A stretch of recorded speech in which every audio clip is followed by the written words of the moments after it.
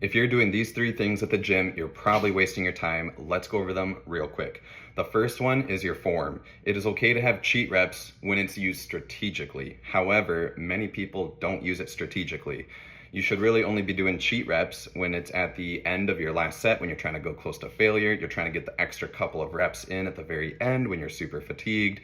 And even if you're doing bicep curl, for example, you go up, maybe cheat it up a little bit, but on the way down, try to control it, right? On the eccentric portion.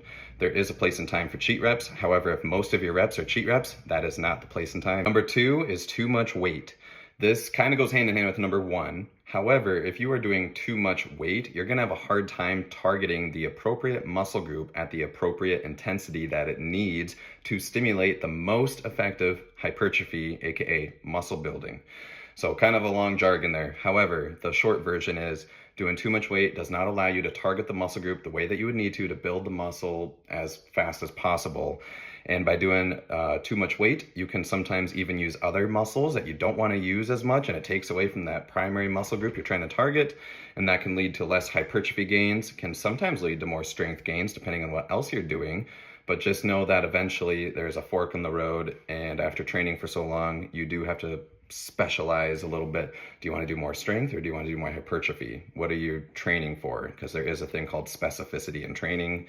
You can look that up if you don't know much about it, but it is a real thing. So, and the other factor also with too much weight is the risk for injury, because the more injured you are, the less likely you are to be in the gym working out and getting effective workouts. That sucks, and that does not build you more muscle. Number three is the warm-up. What are you doing for your warm-ups? You need to be doing something. It does not need to be crazy and extravagant and 20 minutes long and all this dynamic stretching and then jogging on the treadmill for so long, then the bicycle and all these crazy things. No, it can be as simple as doing one warm-up set with whatever exercise you're gonna do. Let's just say the bench press, for example, and that you wanna do about 50 to 60% of your 1 rep max, and then you're gonna do that for about 12 reps. But the whole point of this is how you mentally approach your warm-ups when you're doing these warm-up sets.